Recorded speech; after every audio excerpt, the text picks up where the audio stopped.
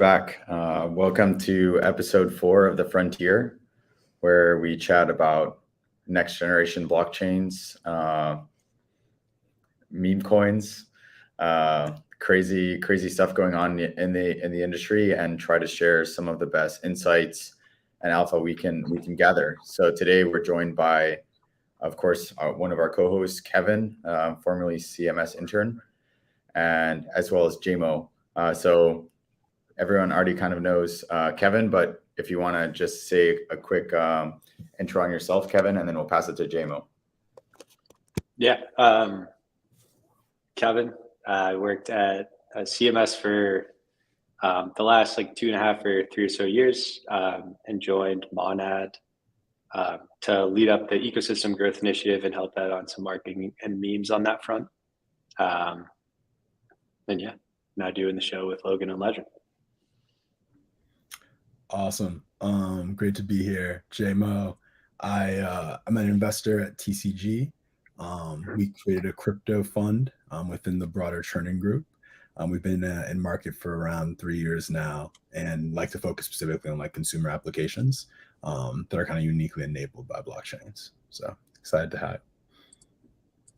It's a very interesting area, and I think just being at the Stanford Blockchain Week, we're here right now on campus, and it's a very exciting time in crypto. I mean, it feels a little bit like a repeat of last year's topics, but that's because the core infrastructure kind of problems are still being solved, and the foundation is still being set for some of those consumer apps that can have global or widespread mass adoption. So really, I mean, just with that, wanted to hear some of your guys' takes on kind of the debate around infrastructure and applications. I was just in Paris as well for ECC. A lot of people were looking left and right for an application to back, to no avail. They're seeing infrastructure everywhere, and picks and shovels for your picks and shovels. So would love to hear from you, JMO. You've been an investor for a while, very plugged in, strong research angle as well. Would love to hear your take on this particular topic. Most definitely. I think it's pretty sad, the level of groupthink in crypto right now, especially around infrastructure solutions. And what I typically find, the more I double click when speaking with people, is the level of assumptions that are baked in to what infrastructure solutions will actually onboard new consumers. And so I know, obviously, Solana Legend in the name. Solana is an area I've spent a lot of time in recently, because as our fund launched, a lot of our thesis around gaming and music resulted in investments that were built on the Ethereum network. And I think infrastructure solutions on Ethereum are clearly taking a lot of the discourse today, but we've seen a fall off in, I think, applications that continue to realize Ethereum it will be an interesting and a more difficult and nuanced place to build for a while. And so for me, I'm really excited about people that are thinking more critically around what infrastructure solutions they actually need to provide consumer experiences. And I think that means being really honest around what you need for scaling and throughput and viable unit cost for an application. And so we're really excited still about things like games, but we've kind of revised our thesis where instead of thinking about a lot of Web 2.5 stuff, we're really thinking more so on the edges, where it's what are fully on-chain games looking like, or just Web 2.1 games, where it's literally just people who are legacy game builders who want to use crypto for a stronger peer-to-peer marketplace. So we're just trying to I think avoid a lot of stuff in the middle across verticals. But it's difficult because there's just so much groupthink. And so I think it's been an interesting place to navigate, but continues to evolve. And I think there's a lot of alpha in being more intellectually honest around what infrastructure solutions you actually need for consumer apps. Yeah. And to that point, I mean, it has been interesting. Legend and I are here at the Stanford Blockchain Week, and I mean, probably a lot of the similar conversations that were happening around Paris just about core infrastructure. And I think, I mean, Stanford particularly, I would say, is much more focused on modularity and kind of separating the data availability layers and execution. And it's interesting once you kind of do that, what problems can potentially arise. So I think all of this to be said is that there are still lots of problems, and whether that's on the core infrastructure side or the application layer, it is still very early. And I think in terms of adoption, in terms of kind of scale, the industry is young and there's a lot of growth ahead. And I think now just being in the depths of the bear market, price capitulation, time capitulation, it's all painful, but we're chugging along together. I think there's a pretty interesting relationship that goes on between the infrastructure and the dApps as well, right? So like think about Ethereum, very high unit cost. You can have things like very high value transactions and cents for a niche group of wealthy individuals. And then you think about like Friend Tech, for example, one of like the hot dApps that has captured a lot of mind share, at least on crypto Twitter recently. Their unit cost is that of like an L2, right? It's on base. Much more feasible to have a high number of transactions for a lot more individuals. I think that will scale, right? Like the amount of scale that you can reach based on the unit cost, like you price out a large number of people depending on how high the cost is per transaction and depending on how many transactions are needed to make the dApp work, right? So I think that like we always talk about, or crypto in general always talks about, like how do you get the next billion users? And I think it's probably a little bit far-fetched, right? Like we need to get 1 million real users first. But you can't get to that point where you have a dApp that has, millions of users transacting each day without like extremely low, right? Like you're competing with Web 2 dApps that it's zero, right? On the front end, they don't see anything, it's free. So you need to get as close to that as possible to be able to compete, in my mind. Absolutely. And also one other thing we've been noticing is people kind of slowly coming to the realization that perhaps a super large degree of vertical, backwards and forward vertical integration is maybe not the best idea. Like if you're a ZK project, maybe you don't want to build your own blockchain as well, or maybe you can integrate with an SDK with 10 lines of code instead of building your own DEX. And I think some of the social complexity of managing all these different pieces and the technical complexity as well is just really starting to catch up. And I've spoken to a few builders that are just much more honest about it and just saying, look, there's a lot of stuff that it's helpful that it, is on chain, but there's also a lot of stuff that doesn't have to be on chain at all. And we can just post proofs or do some sort of flag or some other kind of signal that, verifies a certain state transition has happened or finality or whatever, and just a little more pragmatic in that sense, which I think is pretty bullish. But I'd love to hear, Jamo, your take on that and kind of like what you're seeing in the market. For sure. I think my take on that is like, as an industry, because our bags are so closely tied to these projects that are still very, very early. And like, I think someone recently was talking about it, but typically when people are engaging with technology, it's already been baked. A lot of stuff has been like figured out, but because this is like all very nascent, I think a lot of us don't do like really deep research, or like people are struggling to fully understand what is the true north.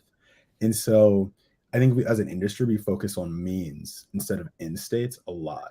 And a prime example, I think, is like decentralization, where it's like why people pound the table, especially as builders, where I think their feedback is like the target market that still exists. They care a lot about decentralization, but people fear to ask, like, it's like, why do you care about that?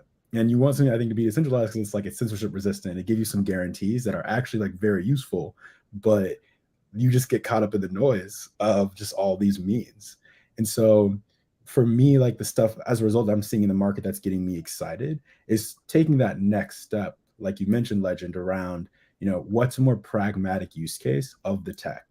Everything doesn't need to be on chain. I think some of the stuff that we've looked at recently, especially around social, Kevin, you brought up friend tech. It's like, what actually needs to be on chain for an application that has so much data, like a social network, right? And for us, we're getting excited about things that are able to use the chain where it's needed and leave it when it's not, you know. And I think that's the balance that hopefully will onboard more people without them having to, you know, set up MetaMask wallets or go through a bunch of friction. Some would say it would need to be frictionless. Love how you took that alley-oop. Yeah, it's an interesting like point of the cycle. I think we're squarely between you know, in kind of a transitionary period, and you know, VCs that don't really have very strong convictions on the tech are kind of like looking to their left and to the right of, you know, what should I be looking at or what should I be investing in.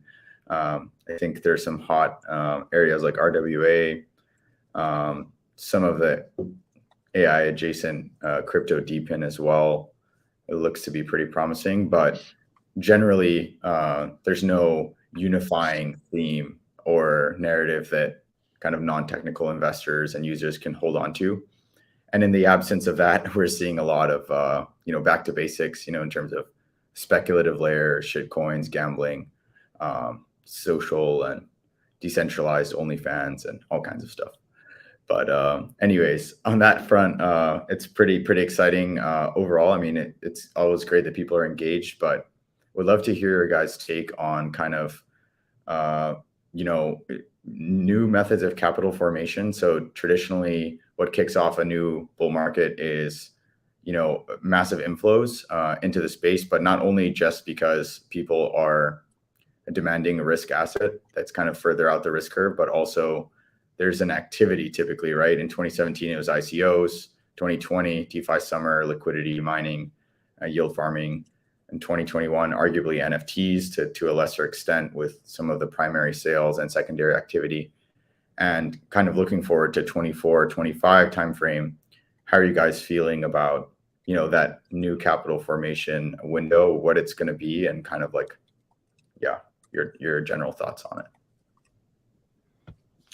Yeah, I can share some initially that I'll pass to you, Kevin, if you want. I think I think first off, it's difficult to see exactly right now what the use case is going to be that specifically will onboard more people. That is the net new behavior. I completely agree. I think NFTs were revolutionary in 2021, especially for people who were like creators, because it solved a really specific issue around like provenance. And that is something that people have been complaining about online since like the start.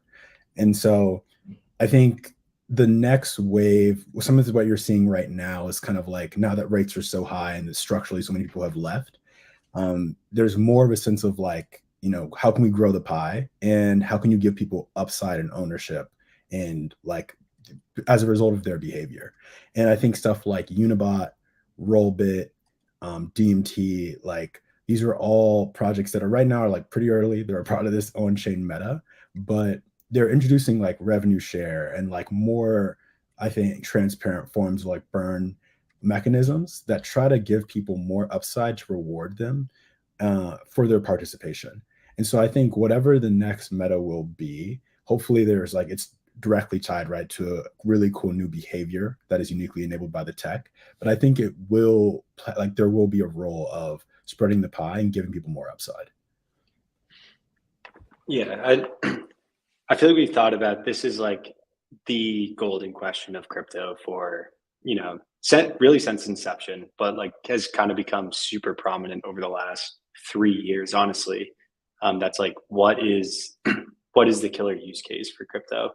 And I think there are a few right now as they stand, right? Like you obviously have kind of Bitcoin's mission of becoming like a global reserve currency or like a super like a hard asset that can't be diluted. And then I think you like stable coins is like an objectively they have like an objective advantage over current payment rails in the traditional financial system where you can send $1 billion for like $10 on ETH, right? And you just can't do that anywhere. I think that there have been some very cool projects that like this essentially essentially the idea of it is like you are holding a stable coin. The people who minted you the stable coin are taking the dollars, putting them in T-bills, and like you're getting yield, right? So it's essentially like a liquid T-bill that you can use as payment. And I think that that's a really cool use case that you can't do in the traditional financial world, that is enabled by crypto. Um, like I think that that's like a really cool use case that stands out of like if you had a user app that was just Venmo and no one knew it was crypto, but you're just getting, 4%, 5%, whatever the T-bill rate is in your account, like it's objectively better than Venmo. So people would probably use it, especially if you could integrate it and still send to people in Venmo. I think that, and then there are a couple more like moonshot type thing where you need to get to that inflection point, right? I think those are probably the low hanging fruit of like where crypto actually has product market fit and you could build. I think that you see like gaming, I still believe like has very good, like it's a very good fit on paper. We haven't seen it implemented to the point that I think a lot of us hoped for yet. But I still believe that that like has a lot of potential to be very successful. And then I think friend tech, honestly, like the week after it dropped, right? Like it initially drops, and you're like, all right, this is some random crypto thing. I'm not really going to pay attention to it. And then like a couple of days go by and you think about it and you see the revenue share and you're like, this is the first true way to be able to speculate on creators, right? And they have their own host of problems that are like potentially the incentives aren't aligned correctly, et cetera. But it was the first product that came out that really made you stop and think and go, there's no reason that like these massive celebrities wouldn't come onto the platform. Right? It's like a competitor to OnlyFans, right? Like you saw that entire wave of e-girls come on.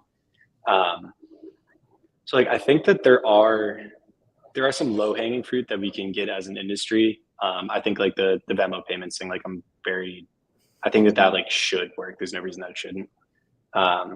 And then if you see like a social-fi type app or like gaming type app that really starts to get users and onboard people. So yeah, I mean, I see those as like areas that are very interesting. There's also like a few other, right? Like sports betting just makes complete sense that it should be on chain. It's a better experience. You can guarantee payouts, et cetera. The problem is the crossover of people who like trading internet money, or like trading crypto and are very into sports is not that large. But if you could get it to a point where it's completely abstracted away, I think that that has a lot of potential too. So like there are a few things where you can throw spaghetti at the wall and see what sticks. So yeah, I think those are like a few where I think like the next gen. On the fintech topic briefly, I'm very curious long term. Everybody kind of loves when their number goes up, especially like as you as an individual, you're saying like, I have a brand, I'm capitalizing on that brand and my number is going up. But no, as we found in the last bull market, and I would say all previous bull markets, number doesn't go up forever, even though as much as we'd like to believe. What are both of your thoughts really around when that trend reverses? You have the ability to ultimately short. People see their numbers go down. Their brand is kind of becoming less valuable. Do you think that matters in the long term, or is it just something that people will ultimately have to get used to? Yeah, I mean, I personally think the second order effects of a more transparent marketplace that is like real time 24/7 is like inevitable, but it will increase, I think, the quality of content and participation. Like if I would love to see, like I haven't checked the chart yet, but or when FinTech announced, right, that they were going to penalize people who are using applications outside of like, their civic ecosystem when it comes to the reward points. I would love to just see like real time people who are on chain who are like, all right, I got to sell like Racer right now, or just see like the immediate reaction. And the reason I'm really bullish on it specifically is I think we underestimate the consistent experience we all have of feeling early to someone online. I think every single person has been like, I saw this before, like I was listening to Gunna in 2016. Like, I wish I could have like done something like that. And now that we have a marketplace to do it with the infrastructure that could like enable it right at mass, I think is just gonna, I think it's like a net positive for increasing participation and the quality of content around. It just feels for me just like too consistent around experiences we all have. Yeah, and I think it's a really good point, Jay, about to add to it too, right? Like there's a larger question across like all social media platforms right now of like how do we incentivize creators to use our platform? And like Elon's trying to solve it by doing ad revenue share. Most creators end up like selling t-shirts or something to try to monetize their brand.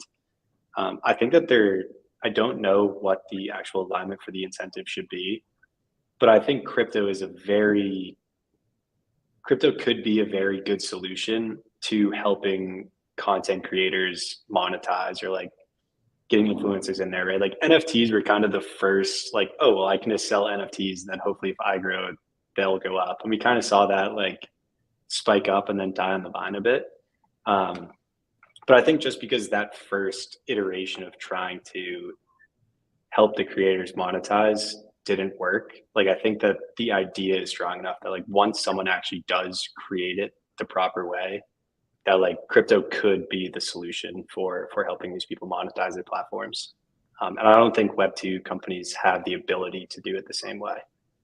Yeah, one extra point I have on this, I think is super interesting, Kevin, and that's like a plus one, is just how crypto is like a digitally native, like form of commerce, a digitally native way for you to interact, and everything we're doing is digital. I'm not sure like if you guys have seen, there's this platform I recently came across. It's called Unlonely, but essentially it was a way for someone, it was like a dating, it's also a progressive web app similar to FriendTech, but it was like a way someone could set up a date virtually, and through crypto, like people in the audience could pay money to have them ask questions to this date.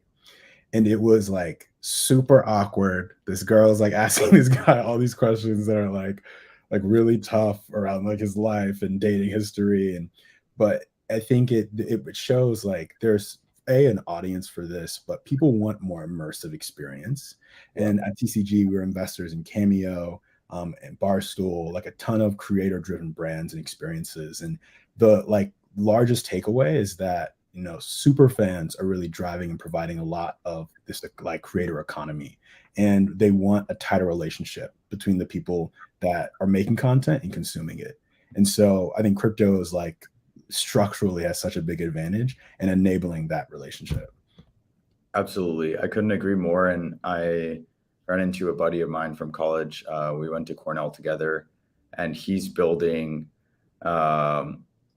essentially autonomous agents that are able to create content on TikTok for brands. So they've signed a deal with L'Oreal, and they also are able to stream onto live streams on Twitch or Kick, which is kind of crazy when you think about it, because it's kind of what you described, JMO. People are no longer going to just watch a live stream.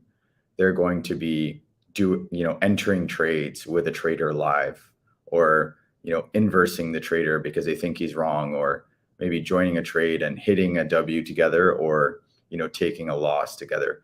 And I think this kind of cross play, cross betting immersiveness is what's going to take things to the next level, particularly with real-time wagers, like in esports, for example, right? Like, you're watching Dota or League of Legends, like, is this guy going to get a pentakill this round or whatever? Like, odds are whatever, 50-1.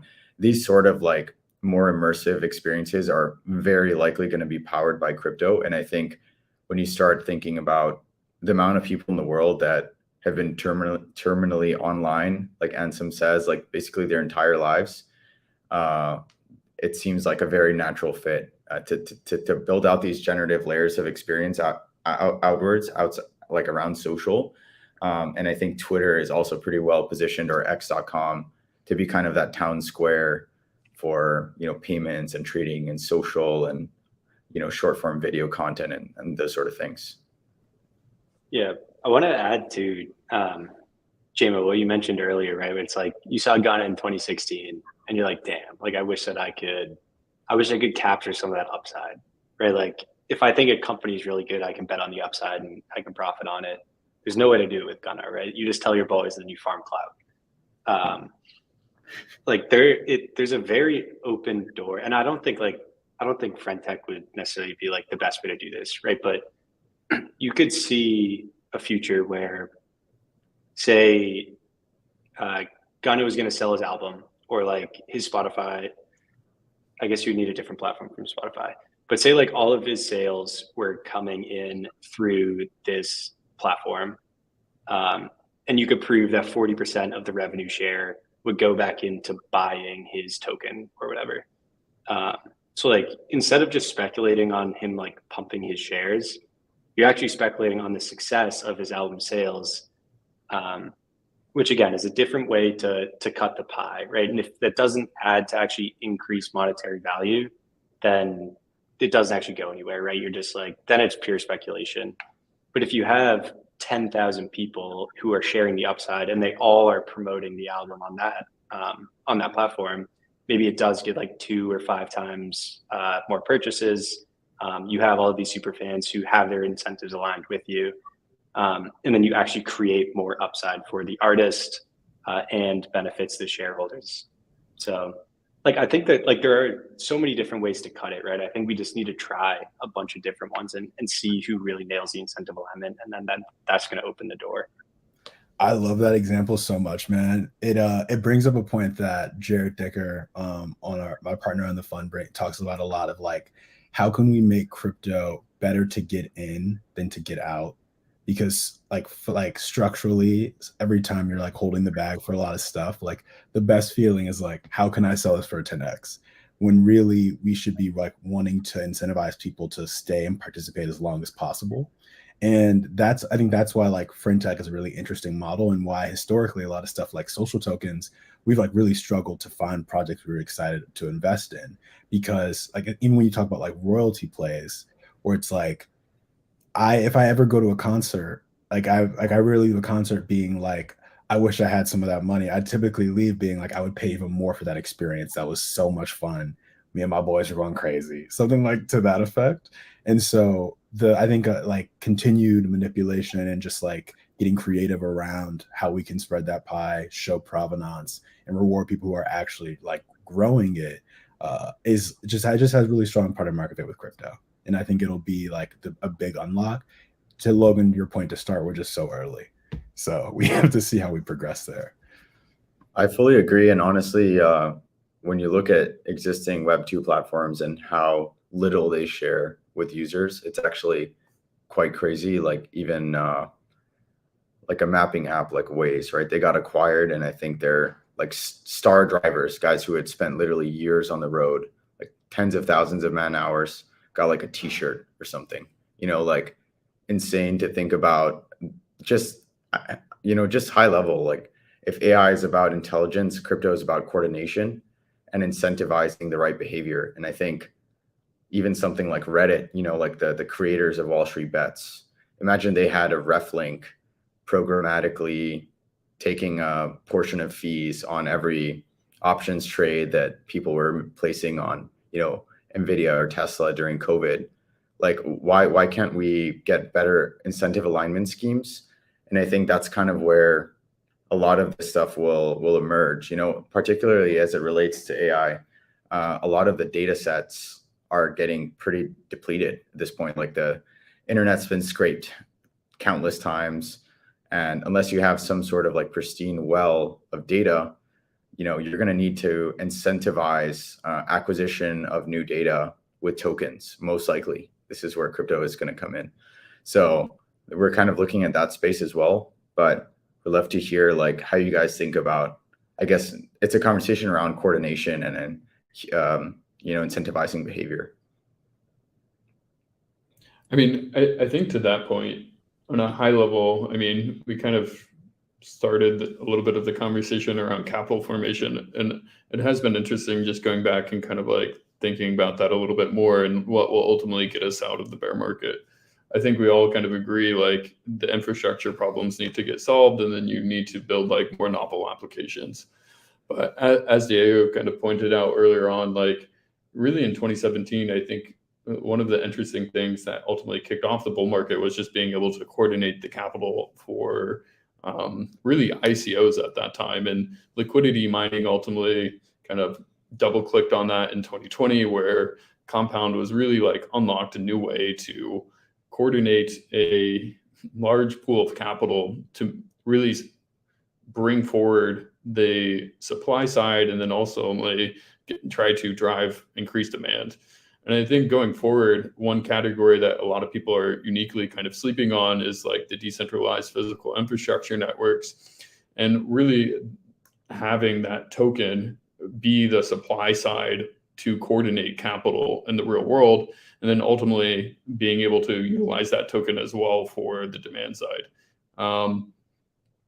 It's going to be very fascinating. I think the early iterations like Helium and HiveMapper are kind of show what is possible, but there's also kind of digital resources in terms of compute and bandwidth and ultimately storage as well that I think are unexplored or less unexplored. And those will be kind of fascinating. We're here at Stanford and talking with many different builders. A lot of them are focused purely on the infrastructure side and solving and creating more infrastructure problems. I think there are kind of teams looking to solve that. Monad specifically on kind of the high throughput for EVM. Others kind of the integrated chains, Solana, Sui, Say, Aptos also only building high throughput integrated chains as well. I'm curious just to see like where all the chips land. It's been an interesting conference here, but still a lot of unanswered questions. Yeah, I'd love to add to that, Logan. I think that no matter what the app ends up being, the more frictionless plug that the L1 can be in providing that is like massively important. I know like listening to the Bankless podcast, they recently put one out called the Super Chain. There's essentially like you have Ethereum as like the tree trunk, and then the branches are the L2s, right? And then you can have the leaves, which are the taps. And I think like just the general scaling limitations you have like a built-in maximum cap of the amount of people that can use any given application based on throughput and cost. So like until we have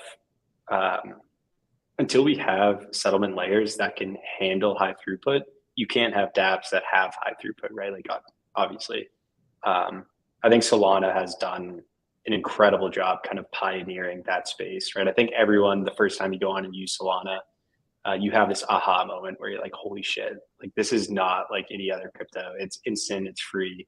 And like you need that to be the user experience to enable these dApps, right? I think a lot of people talk about it as like the chicken and egg problem. But I think testing a bunch of dApps to see which gets product market fit and grabs attention can happen in like days sometimes, like right, like FriendTech happened in literally an afternoon, whereas the infrastructure side takes years. So I think you need to start at that end and say this will have applications that are very important. Let's focus a lot of time, energy, resources, and build this out, and then keep testing the waters on the dApps. Like I think that just has to be the way forward. Yeah, I 100% agree with everything you guys both mentioned. To me, it's just interesting more energy doesn't go into the dApps, because I think you look at every other like historical technological revolution, people assume like value based on utility. And so I think things like DePIN and obviously what you're seeing with like FriendTech and decentralized social, they're like to me so much more important than people like talk about, because if we like they're like at the end of the last bull market, there are like 30 million monthly active users on MetaMask. That's the size of like a small like reward program for a makeup brand. Like we're in such an echo chamber, and we spend so much time debating I think marginal improvements on infrastructure when we have things like Solana, where it actually feels like a Web 2 experience. And I think when more people and builders realize like that's the minimum for someone to like accept for mass adoption. Like they're not gonna go back and just assume things are gonna take a really long time to process. I think it hopefully, right, it should be a good indication that not as many people are using the dApps as we expect. It's a smaller community, and that like leading through just quality of product is hopefully going to like cut out a lot of noise and friction. Like I think in the friend tech example, it was so transformative because it was most importantly like mobile first, like the ability to really connect with a platform and like hardware device that everyone in the world uses is so much more important than I think a lot of people discuss. And maybe that's a organic transition into how we think about the Solana mobile stack and how important it is. But it just seems for me, it's just surprising the lack of attention on getting this technology in the hands of the most people. Yeah, mobile is fascinating in how underrated it is. Like the most prevalent and used operating system today in the world is Android by far. So there's, one camp where people live in the US and they all have iPhones and $5,000 gaming computers. And then there's the rest of the world where people interact with the internet daily on their smartphones, and overwhelmingly Android. I saw a stat the other day, iPhone has less than 1% market share in Africa. So these sort of things that are a massive echo chamber here in the US are just such a no-brainer, enabling mobile first applications. And this is where a lot of the emergent user behavior came from in Web 2 as well. Like when you put a GPS sensor and a camera on a phone, suddenly you can take photos and upload them directly from your camera roll to Instagram, or you can call a ride sharing car on Uber because it has GPS, or you can pull up maps, right? And this is like the emergent behavior that's coming. And it's going to have to be different this time. It's going to have to be crypto oriented, but it's going to have to be mobile centric. I guess one question that I have to both JMO and Kevin is, obviously Apple has kind of taken a little bit of a anti-crypto stance. Progressive web apps have been around for some amount of time, but haven't really gotten a lot of adoption. And now we've kind of seen at least one example of a more breakout kind of progressive web app that kind of sidesteps Apple's walled garden. Do you think progressive web apps are going to kind of be the new frontier in crypto, really driving this mobile adoption? Yeah, I mean, I think that it's definitely worth trying out, right? Like that was the first time that I think in a large number of users in crypto were interacting with an app in that fashion.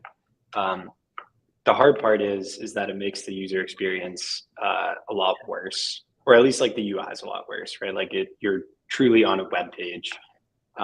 Whereas I know you can integrate a lot of things directly into the way that an app's built, and it makes it very clean and has like the Apple feel. I think for something like this to exist, right, like a large dApp that people are interacting with mobily, it kind of has to be built that way. So like, yeah, anyone who's building a mobile app on that front, or anyone who's building something that's mobile centric, I think that it's like a great solution. I mean, Frontech kind of like tested the waters and saw that people are willing to add a web page to their home screen. Yeah, I'd agree. I think it's helpful just to zoom out and think about like the timeline. Not like for the last decade, we've seen just how transformative it is for like a company like Apple just to get, or Android to get, these phones and these devices in the hands of more people. And we've seen just like how much of a 0 to 1 that is for new applications, new businesses. And I think right now, the most obvious issue and why people have to use web apps is because they don't want to pay that, non-starter like rake on the App Store, right? It kills the economics for a lot of companies. And so the only thing in my mind that will change that, it's like, what's Apple's incentive to onboard people and be more crypto like friendly? It's only when we have use cases that are strong enough that they're like, hey, we want to pay attention to this. And so I think just like web apps, and some people might talk about like the Sega phone, I think these are really great like moment in time, but hopefully they're just, platforms that allow us to show the strength of community and crypto native use cases. And I think it kind of goes back to the thesis I have around crypto just needing to be more like additive than like isolated.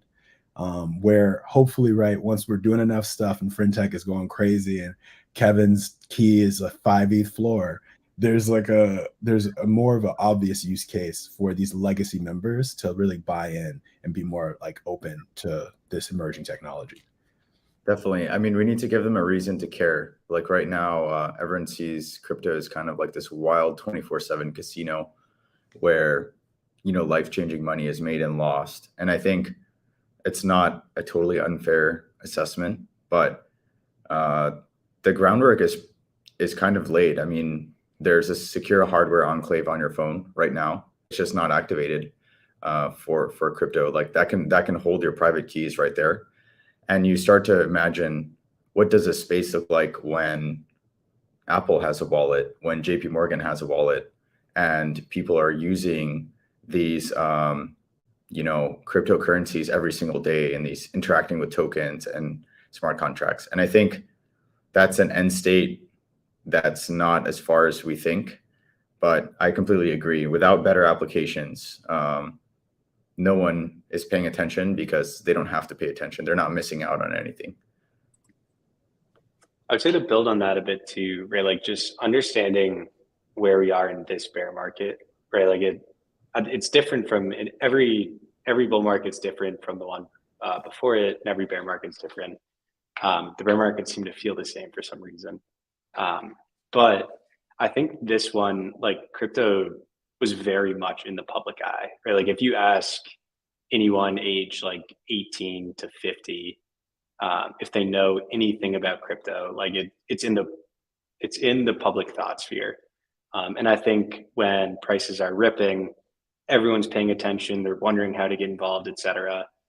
And I think now that prices are down, like we spend so much time looking at this chart that's just going down that like we get beat down about it. I think the public understanding of it for like your everyday person in the workforce right now is like, yeah, like seems pretty exciting. I don't really know what to do right now. Prices aren't really going up, so I'm not paying attention. But if you get that one app that like everyone's using and suddenly it's exciting again, like there is a massive amount of people that are at the helm that are like ready to come in. Or like I don't think it has this massive negative connotation that like we love to harp on crypto Twitter. I think there's a lot of people that are like just generally like know about it and think it could be cool and are like waiting for a reason to come in. I agree. And maybe kind of wrapping up this like segment of the frontier, the new name for this show, I guess people want alpha. People want kind of the next trade. People want to know what ecosystem to really focus on. Maybe as we're kind of wrapping up the show, JMO and Kevin, can you impart on the listeners and the people that will ultimately replay this either on the timeline or on YouTube, what is your piece of alpha for the audience? What are you uniquely excited about or think that will be a big catalyst for either adoption or just number go up as we've seen as some of the best marketing? Yeah, I think there's like a few like more obvious plays right now just around like paying attention to where people are not and being patient. I think those just really go hand in hand if you want to survive. Like I started using a trade journal when I used to work at Citigroup doing distressed credit trading for like my own personal account. And my largest like learning was how often I didn't give myself enough like time or patience to work through a trade. And so I think we're the point we're at in the market right now, it's so much alpha to like be patient and not overtrade. Like that is because these markets are so reflexive and you can be down so much so quickly or up so much so quickly. I think we have a tendency to be impatient. So that's one. And then when it comes to areas I think are pretty cool, I think gaming is one that people talk about a lot and there's so much negative scrutiny in it. But I think there are projects, specifically ones like Parallel and Midnight Society, And like some of the on-chain stuff, I don't want to talk my book, so I will avoid some names, but I think some of the on-chain stuff that's really, really compelling because these are real teams that have not stopped building, and a lot of these folks have left. And so I think there's like, you only have a chance to, like, everyone wanted to buy $100 Ethereum after it was like it was down for so long, but to still be paying attention after a year and a half bear market is like, that's crazy. Everyone would think you're just ridiculous. And so I think a lot of games are approaching that space where the sentiment is so negative, but if you pay attention, you have a chance to receive upside in these ecosystems as they do airdrops and continue to like participate and engage. And then I think like Solana, again, like if we're about distribution, there's so many applications on Solana and DeFi, some in gaming, some around real world assets that are really worth digging into thoroughly. So yeah, that's going to be a little bit of alpha for you. Awesome, thanks, Jamo. And yeah, mine, I would say direct piece. I would talk my book for a second and join the Monad community. It's one, really fun. Two, we should have some cool stuff coming down the line. But I think like generally, right, like finding alpha in crypto right now, I think there's a very clear rule of thumb that you can spread across the ecosystem for a lot of these like new dApps that pop up. And it's just use the products that are coming out, right? Like everyone, like you can look at the Uniblock graph and people made so much money on it and the app is doing super well and the token's way up. And everyone's like, oh, I can't believe I missed it. But like the second a new app with like a potentially novel feature comes out, like just go test it. It takes 5-10 minutes maybe. And like the first time you use Unibot, you'd probably see and be like, wow, this is like exactly what people on crypto Twitter would use. Like I could definitely see this taking off. And then you capture that upside. But like once it's already up and you're like, oh shoot, I missed it. Like how could I miss it? And I think like just using the stuff that's being built in crypto, like friend tech, you see people are talking about actually going and using it, like make an account, like go actually test these products. Because when you test the new products that come out, like if it's clear that it's a good product, it will probably slap you in the face, right? And then you can capture your upside in whatever manner you like. But I think so many people like sit, do like fundamental analysis on coins and try to figure everything out. And I think like the true alpha is just in being an actual user right now. Because like when that use case comes along that like we're talking about where it does capture a lot of users, it will be very obvious the first time you use the app. You're like, this is it. And then you can ride with it. So yeah, get in there, use the products. And I would definitely echo the sentiments of both Jamo and Kevin. I think Jamo touching upon really being okay with not only kind of being contrarian, but being able to have a longer time horizon than others. And that is like, if you can have a longer time horizon and not have to make something happen immediately, there's a lot of alpha in just being able to think longer term than other people.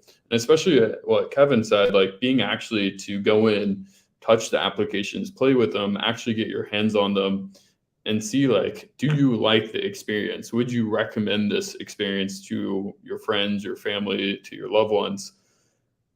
I think that is great advice. I mean, really what Diego and I have been uniquely focused on is kind of that 0 to 1 moment where we can no longer really focus on base infrastructure and really allow the application engineers to focus on applications. And I think as evident here at Stanford, infrastructure is still very popular and applications are not, but we'll kind of continuously be in this trend of infrastructure for the sake of infrastructure until we actually start focusing on applications. Friendtech, I think, is one example of trying something different and a little bit more novel. I think not as sexy, but perhaps just as useful is the deep end category, specifically the digital resources side. I think in general, people are largely sleeping on the category as a whole, but generally deep end. And there's exciting things to come. I know the bear market's rough, but to Kevin and Jamo's point, use the products, think longer term than anybody else. and stay in the market. There's lots to learn and build applications. I think that's going to be the thing that gets us out of the bear. Absolutely. No, I couldn't agree more. And honestly, like when you look at crypto more broadly today, it's really a tale of two cities, right? Folks that essentially are, using legacy architectures and kind of living within the confines of this world where there's a few million users and 400 or 500 wallets drive most of the liquidity and profit in the space.